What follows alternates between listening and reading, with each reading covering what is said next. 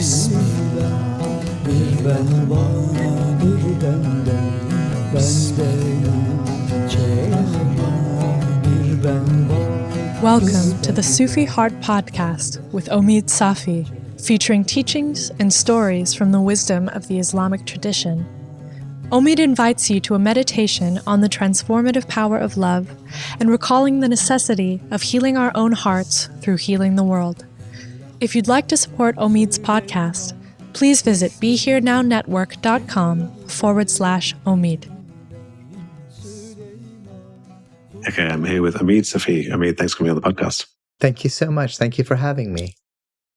Yeah, I'm very happy to have you here. And maybe we could begin with, for people who are not familiar with Sufism and the kind of mystical strands of Islam, maybe we could begin with a bit of an overview of what Sufism is. Yeah, thank you so much. It is essentially the contemplative and mystical dimension of Islam. And, that word mystical gets thrown around a lot by different people. And what we mean by it is simply that notion of mystery, that there is a mystery about what it is to be human, to be fully human. And, there's a wonderful saying in which God says, I am the secret of humanity, and humanity is my secret. And so what would it mean to think about a way of inhabiting this human existence that encompasses and includes our physical being, that honors the body not merely as a kind of suitcase, if you would, for spiritual experience, but something quite essential. And also goes on to say that the deeper that we go, or if you prefer, the higher that we go, the closer to a divine reality we get. And how do we access that? And how do we live at that level? That's really the focus. Right. And you've written a book called Radical Love, and you have this wonderful podcast, Sufi Heart, and really goes into these teachings on love as the thing we orient to deepen into that. And I really enjoyed an episode where you were talking about the different kinds of love in Sufism. I was wondering if you could share that with the audience. Absolutely. Some time ago, I was flying somewhere, and there was one of those magazines in the pocket of the seat in front of me, and I pick it up, and it said something like, are you looking for love? And I thought, well, aren't we all in some ways? And in one capacity, it seems like, half of the songs and the movies out there in some ways have to do with love. And yet, why is it that so many people come to describe their life and their very existence as loveless or deficient in love? And part of that is because, particularly in a Western tradition, we have tended to collapse all of love into a physical, romantic, sexual even kind of love between two people, or more people, I suppose. And the Sufis, in a way, are pushing back against that. So our friends are teaching a kind of expansive notion of love, which would certainly include love that we have for our fellow human beings, but it could also be friendship. It could also be the love of a parent, of a child, of a neighbor, of a stranger, of a tree, of a cat, of the breeze, of sunrise and sunset, of angels, of dreams, of illuminated beings, of prophets and prophetesses, and ultimately God. And so in that sense, it's a kind of reminder that our very existence owes itself to love. We are born out of love, that love is the cause of all creation. And it's the not the lack of love that we oftentimes suffer from. It's the overabundance of it. But it's because we have settled for this very, very narrow part of the rainbow that we're missing out on everything else. Right. And that sense of love, in my own experience, I feel like different spiritual practices that might point to awareness or connection or openness, they all, or love, they all seem to converge to me to a fundamental orientation towards a way of being, which you can label anything you want because it's deeper than words. But love does feel like the word when you're talking about this expansive, very grounded, it feels existentially grounded, like, yeah, as you say, like the fabric of reality or the very source of being is some outpouring, some openness, some unbounded, infinite, generative outpouring, and we're fully part of that.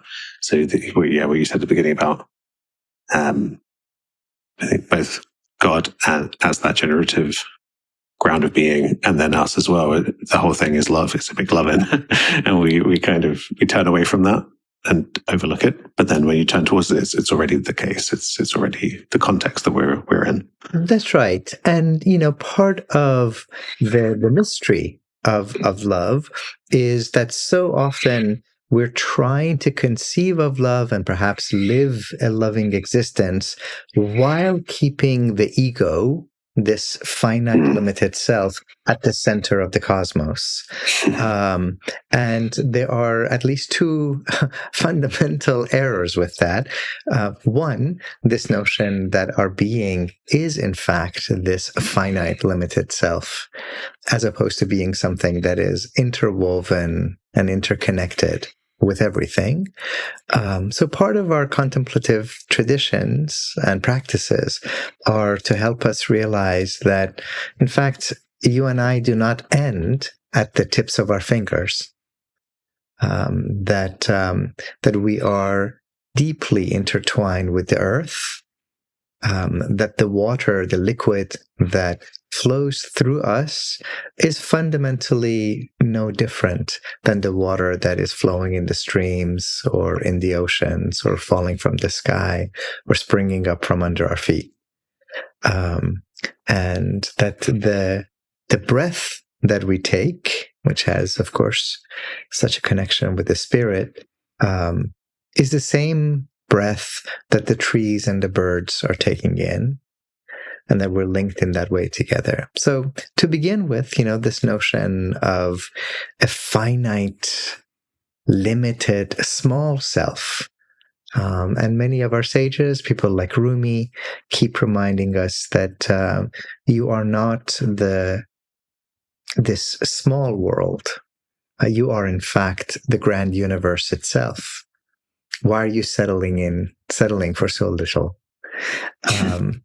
And then the second part is to have that sense, that illusion of a small self somehow placed at the center. So we think about love as if we have to generate it and then project it towards others. And since we've defined it as something romantic and sexual, it's usually something that we want it to be radiated towards one particularly attractive person. And half the time we end up brokenhearted that attractive person doesn't feel like reciprocating our love, or anticipating it even. And instead, what the Sufis talk about is not so much, like some superhero cartoonish figure who just has beams of light and laser pointing out from them, but it's the experience of standing outside under the rays of the sun. And that the source of love is actually God. And in fact, God is not merely the alpha and omega of love. It's not merely the beginning and end of love, as, of course, we see in certain lines in the New Testament, but also in the poetry of the Sufis, that God is love. That God is love. And we are the recipients of love. We might be the mirrors of love, to use language that is very Islamic in its origin. We are the moons of love, reflecting the light of love, reflecting the light of God. And its origin is from elsewhere. Its origin is divine. And you mentioned Rumi there, who I guess if people, maybe if even people who are not familiar with Sufism, they've probably heard of Rumi. Yeah. And I think there's a Rumi quote that goes something like, "Why do you stay in prison when the door is so wide open?" And that, I mentioned earlier the thing of that love being the context in which everything's playing out, but that we overlook it and we kind of we create this prison of, I think the kind of subject-object love you describe there, the romantic love is almost, it's a game of overlooking, like, I need an object. It can't just be abundant. It can't just be here. It can't just be free. I need to struggle for it. I need to be playing out with my attachments. But then there's, the door is wide open. It's just this openness that's all around. And is ishq the word for this kind of love in Sufism? Right. In Arabic and Persian, also in Turkish, Urdu, in many Islamic languages, that's the word that I've translated as radical love. So we have another word, mahabba, which is, if you would, loving kindness. That's a kind of gentle love that is soothing and comforting. And it seems to, at least at one level, either come from the word for seed. It's a seed of love that's planted in your heart. Or according to some, it's a bubble. A feeling of loving kindness that bubbles up from inside of you and pops as a glance, as a word, as an expression. Ishq is different. Ishq is radical love. Ishq is a raging fire. And it's something that, as the Sufis say, burns everything except for Allah. So all ego, all selfishness, all the me-isms, all of that pharaoh quality that we all possess in some capacity that wants to be the Lord on high, that is burnt away, leaving only you, oh divine beloved. There's something about love when it's pure, which is the antidote to ego. Because love directs itself towards the beloved. And there's something about that ability to transcend attachment to one's own ego, which is alchemical and salvific, in fact. And, you mentioned that, beautiful teaching of Rumi. Sufism, very much like Buddhism, very much like the Christian contemplative tradition, these have all been traditions, right? They've always been a series of, we would call them illuminated beings who are in touch with one another in both a spiritual realm, but also an earthly, historical realm. And it's the same way with Rumi. He was already called in his lifetime the offspring of the soul of the Prophet Muhammad in this case. And so he has a deep love and attachment, as one would expect from a Muslim mystic, to the Prophet Muhammad. And he's also been raised with the teachings and the stories and the poetry and the anecdotes of the mystics of Islam who've come before him. There's a particularly amazing female mystic named Rabia, probably the most famous of all the female mystics. Maybe someone akin to a Hildegard, if you would, in the Christian tradition. And, there's a wonderful anecdote about Rabia that she's walking past a mosque one day, and there's a preacher on the pulpit, and he's essentially paraphrasing the famous line from the Gospels. Ask and it shall be granted unto you, knock and it shall be opened. And Rabia pauses in her tracks and pokes her head in and says, "What did you say?" And this preacher is apparently a little annoyed that this woman has interrupted his majestic speech. And so he says, "Woman, I said, knock, and it shall be opened unto you." As in, don't just barge in to the mosque when I'm preaching, knock first. And Rabia says, "Fool, from where I am, the door has never been closed." The door has never been closed. So, as you said, we keep thinking that we have to knock and knock and knock at God's door for it to be open. The door is never closed, and maybe there's not even a door. Rumi grows up with that story. But of course, this is a tradition which is like a river. It's flowing, it's alive, it's a part of a transmission and internalization, and then bringing your own fruit to it. So these kinds of living traditions are not ever content to simply faithfully capture, like a museum artifact, the teachings of the past. They also want to add their own genius and their own gift. So Rumi comes up with his own quatrain that says, "My beloved friend, you have spent your whole life knocking and knocking and knocking at God's door. Sweetheart, you're knocking from the inside." And that notion that we are already home, that there is no place outside of God, that we are already enmeshed in God. We are inside of the divine, in the same way that the fish are in the ocean. And so imagine a fish that's going around going, "Where's the ocean? Where's the ocean?" Right? Fish don't have a word for ocean because they are of the ocean. They are in the ocean. And if they were ever lifted out of the ocean, would be the only time they would be aware. But how could we be somehow outside of God?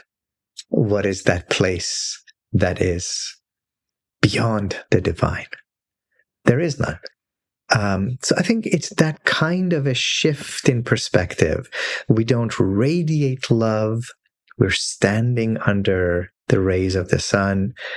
We don't have to knock until somehow we have earned the door to God being opened. We're already inside and knocking. That kind of a shift in perspective is really crucial for the Sufi tradition. And it's what some of our sages call the antipodal moment, where the ego, which has insisted on looking out at the universe, experiences a shift in its perspective. And instead of looking out at the world, you experience yourself being looked upon by God. The way you described that reminded me of a poem from the Christian mystic tradition. I can't remember, it might have been Hildegard you mentioned, or maybe St. Francis, but it's the translation I read was something like, "Such love does the sky now pour, that I have to wring the light out of my clothes when I get home," which I really liked. And that combination was you can imagine the mundane, kind of like almost as annoying that God's so saturated you with love that you have to, it bleeds into everyday life, into those everyday chores. Absolutely, absolutely. And what if we were able to have a kind of existence that categorically refused a distinction between something called spiritual and something called mundane? What if we were able to think of it as the life that we live at home, that the cooking of a food for our family members, that's spiritual practice, that cleaning up after the mess that our children make, that is a spiritual practice, and that the work that we have out in the marketplace, how we glance upon the people that we come across, that itself is the very stuff of the path. And I think there's really something very profound to take to heart there. Yeah, I can't remember who was it said it, but I heard from a Zen teacher once describing that the essence of Zen is doing whatever you're doing it fully, like whether it's the washing up or just being fully present with it. And that's what stayed with me. And every time I do the washing up now, it feels like a kind of an act of devotion or service of just being fully absorbed and, not letting yourself believe there is a separation between anything, between mundane and spiritual and, Yeah, exactly. I think that, wisdom from the Zen tradition, from the Christian contemplative tradition, is the very same insight. We should never be surprised when we hear the one truth echoing from many different traditions. And, Rumi says it very beautifully when he says, there's one light, though it comes through many lamps. And in the world in which we live, because of many competing movements, nationalist movements, ideological movements, and even, one has to admit, a certain kind of marketized view of spirituality, where people are competing for hits and clicks and downloads and subscriptions and all of that, people almost treat it as a kind of capitalist Olympics of spirituality, right?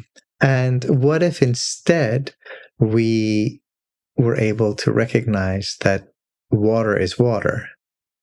And as we say in our tradition, here we call it a river, there we call it an ocean, now we call it rain, this one we call the Atlantic, that one we call the Pacific.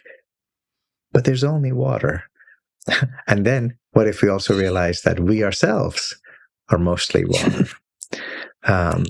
So I think that's kind of where we're trying to get to. Yeah.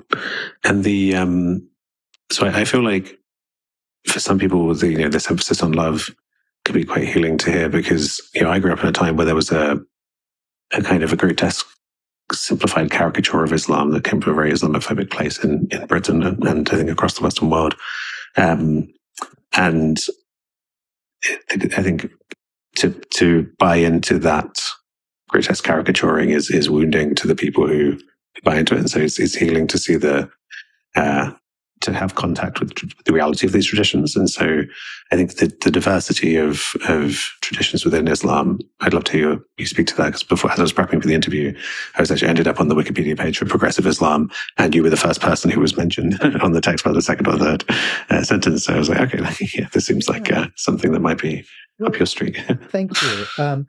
As a person who is very blessed to inhabit this brown body, I'm certainly not ignorant of the ways in which animosity, prejudice, discrimination, hatred, violence against Black and brown people, Asian people, queer people, poor people, undocumented people. It's a crisis of the world that we live in. And, in some ways, we only have to look around the world. And as that, great poem by the Somali British poet Warsan Shire says, I ran my fingers across the atlas and I asked it, where does it hurt? And it said, everywhere. It hurts everywhere. So, we can go around the world. Again, this is not an Olympics of suffering. Whether we're talking about Myanmar, the Rohingya, India, Kashmir, Afghanistan, Pakistan, Iraq, Yemen, my God, Palestine. Absolute, unqualified disaster of a genocide that the world is witnessing, and because of the will of a couple of superpowers seemingly unwilling to stop it. And it goes on and on. Of course, there's no nation has a limit on it. We are seeing a rise in anti-Semitism, the prejudice against Hispanics and people of African descent, and so on. So I'm not unaware of the ways in which in Europe and in North America, prejudice and discrimination against Muslims has now moved very much from the fringes to the center. In many European countries, political parties which explicitly run on an anti-Muslim, anti-immigrant platform are now routinely getting about 30% of the vote. And of course, in my own home of these United States of America, we have now a re-elected rapist and a felon, 34 cases of sexual assault against him, who ran on a campaign of the Muslim ban, and with the ungrammatical example of prejudice married to bigotry, married to an ungrammatical articulation, when he stated that Islam hates us. As if Islam could somehow be the subject of a sentence, and I say all of that recognizing that the primary victims in these cases are Muslims, people sometimes imagined to be Muslim, African Americans and others, as we've already talked about, Asian folk. And yet, at the same time, we as a human community are deeply, deeply intertwined. Whatever it is that affects one directly affects all indirectly. So whenever you have individuals and a community, and in this case, well over half of my own country, that harbors prejudice and discrimination, hatred, and the intention to commit violence against a people and a tradition, it is they themselves who are also poisoned. That's the thing about prejudice, is that it poisons the person who lives with it. And if you come from a contemplative tradition in which you hold that healing and wholeness is the birthright of all of us, yes, you begin with the ones who are closest to the pain. You begin with the ones who are the direct recipients of discrimination. But you also reach out in compassion and say, I wish for no one to live with the kind of hatred that you're living with. I would actually wish for you. That's what I would wish for the supporters of Trump. It's what I would wish for Israelis and supporters of the Israeli government. I would love for you to be free of the fear and the hatred that right now is emanating so clearly from you. And I would love for you to know the sweetness of dignity and freedom and justice for all. And I do think that that's it's a better way and it's a higher path. I saw yesterday just a random person commenting on someone's post on social media saying they're basically saying that they stated as a fact that they in their worldview, every single person is prejudiced against someone. Everyone harbors hatred in their heart against some group, and that's the human condition. And it was really heartbreaking to read that someone believing that, because this is the profundity of the radical love message, that to see things that way and to feel that you have to hate, that you have to other, that you can't put yourself in a position to extend love to absolutely everyone. That's. I mean, that is the poison of the small self, of feeling, that you can't. It's like the love opens you beyond the delusion of separation. So you in the first instance, if you do something as simple as telling the truth about what's happening in Gaza, and then the superpowers that don't want you to tell the truth, can make your life hard for you. But if you do that, that can take you in a step in the direction of overcoming the sense of the small self, of identifying with, what does James want, what James needs, to actually living from that place of deeper principles of love, connection, truth. But then, as you say, beyond that, the ultimate challenge is extending that radical love to the perpetrators as well, to the people, to know that even Trump is you with different conditioning, to know that there is no, that we're all the same, we're all the emanation of the same thing. We are all each other. And it's the way you described it really hit this balance that I strive for, which is I found it's possible to always be fully open-hearted to everyone, whilst also being firm on the relative level of calling out injustice. So what you said about, Trump or these states and what their actions, you can absolutely describe it. It's not hateful or close-heartedness to describe accurately the harm that's being caused, but there doesn't have to be the poison that poisons oneself and the world behind it. Yeah, exactly. And, I think here, I'm a lot of what informs my life and the life of so many people doesn't just come from scripture or from some book of medieval mysticism. It comes from living or striving to live a life as a full human being. So if you have two toddlers, you can take pretty much any two toddlers and put them in a garden and they will play together. They don't pause to ask, is this one brown and is that one Asian and what language do you speak? And toddlers will sometimes play together for 3 hours. And then you're like, what was your friend's name? And they're like, I don't know. We don't care. We were just playing, and that's what we would call our primordial nature. That's our true self. Is to play together, to live in the same sandbox, the only sandbox in the whole cosmos that we have. I'm here on the side of Desmond Tutu and Nelson Mandela, who correctly say hate is not innate, hate is learned. And if we have been taught to hate, then we can be untaught, and it can be replaced by something like love, which is actually much closer to our divine nature. The one thing I would add, just as an addition to what you said, about everyone has prejudices, which of course is true.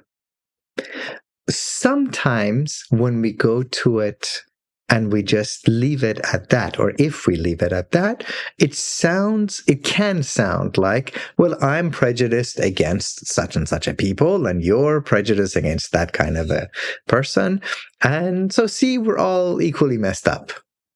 And maybe from a point of view of all of us falling short of our essential divine self, absolutely. But what's interesting is that, the very definition of racism, it's not just prejudice. It's prejudice and power. It's prejudice and the ability to translate that prejudice into a systematic and structural way to make life miserable for some other people.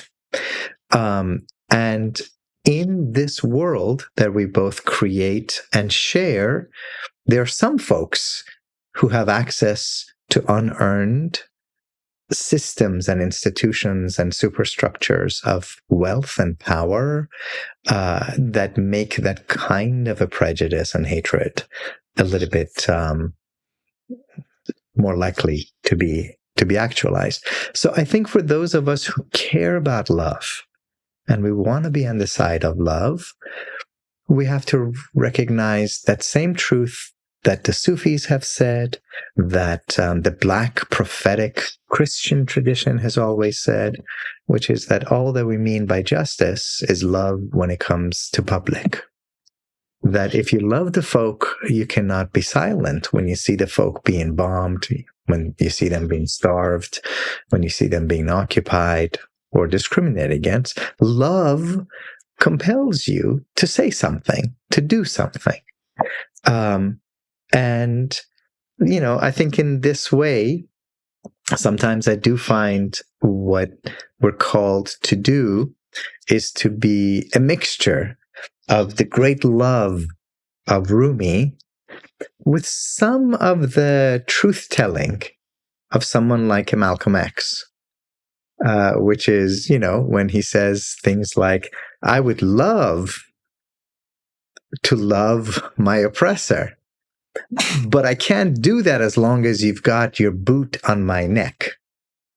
And so actually, before you can ask me to love you, I need to remove your boots that are pushing me into the ground.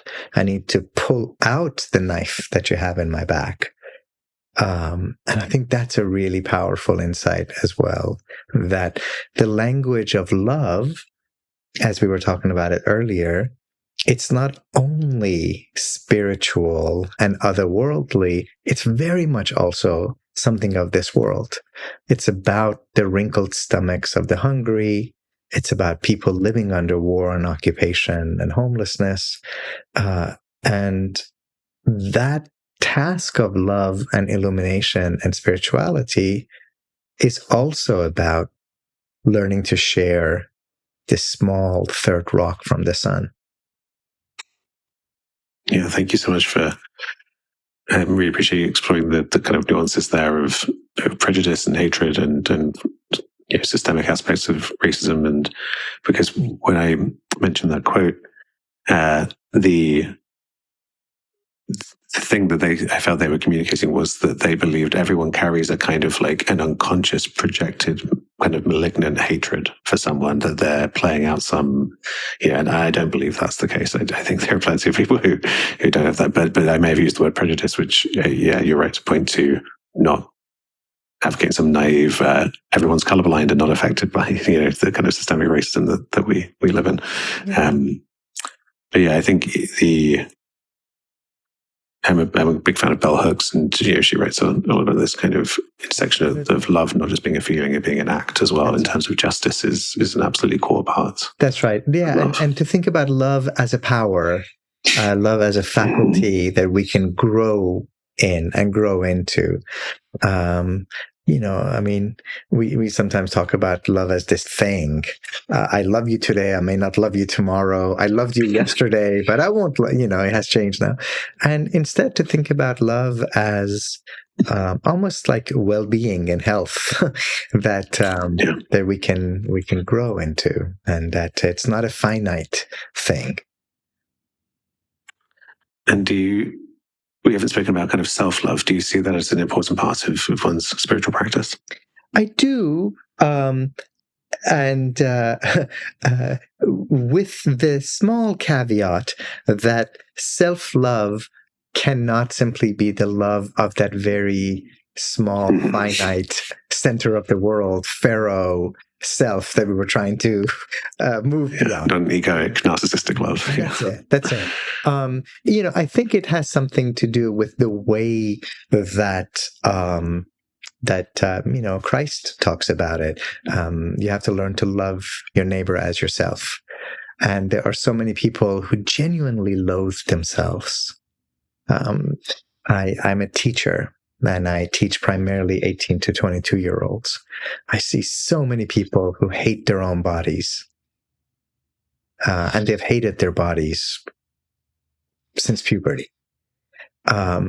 If you're filled with that kind of loathing for yourself, it's very difficult to love the neighbor and the stranger, right? And that at some point, there's people that are kind people, nice people. They would never in a million years think about going up to a random stranger and saying like, "You look disgusting." And yet every morning when they roll out of bed and they go first to brush their teeth and they look at themselves in a mirror, their first thought is, who is this old, wrinkly, disgusting person, right? And why is it that we either seem to be trapped into, I am king of the world, I'm the center of the world, I'm the Lord on high, or you look like a piece of shit. And where is not that middle ground, but that higher ground where we would say, here's a child of God. Here's a divine manifestation. Here's yet another beautiful creature that God has made, no less beautiful and no more beautiful than anyone else. And, in our tradition, there's something that the Prophet, peace be upon him, has said, in which he says that in order to know God intimately, you have to learn to know yourself intimately. And so there is that notion of love and knowledge for one's own self, which is quite essential. And I think that's also important. Yeah, I think that it goes back to what I said before about how, for me, I found that love, openness, awareness all ended up kind of intermingling into this one thing, and that there's a kind of witnessing of oneself, of compassionately, seeing all the different aspects of oneself that one may otherwise habitually shame and criticize, and having that love of opening up to oneself to make oneself more whole, and then that brings you more into alignment with the wholeness of existence. Definitely. Yeah, it's not a narcissistic egoic love of I'm so great, because that's the opposite, really, because you're actually doing that to try to suppress and struggle with the bits of yourself that you don't want to open to. Yeah. But yeah, thank you so much, Omid. This has been wonderful. Where would you send people to if they want to look into your work more? Well, I would send them to the woods. I would tell them to... That's the best answer I've had to that on the podcast so far. Usually it's a website. Of course. This is that part about the commercialized, commodified thing that, which admittedly I'm also, a part of. I don't pretend that I've completely transcended it. But in all seriousness, I would say go to a place where you find yourself connected to something bigger than you. It might be a mountaintop, it might be a river, it might be a woods somewhere. It might be a cup of tea in the presence of someone who loves you deeply and intimately. If you have been loved by parents and grandparents, go and get a big hug from them. If you have a child, go and sit with them and see if you can still recall the softness of their cheek and how enormous their eyes are, or the touch of a lover or a friend. That's the primary. Everything else is just commentary. And for the work that I do, we have a website, of course. It's www.illuminatedcourses.com, and there's information about the books, and we have some retreat programs and online courses that hopefully will keep sending you back to the mountaintop and keep sending you back to all those real sources of rejuvenation. Wonderful. Great. And thank you again. Thank you for having me, and thank you for your friends for joining us. Süleyman kuş değilim, bir ördeyim. Süleyman kuş değilim, bir ördeyim. Süleyman var Süleyman.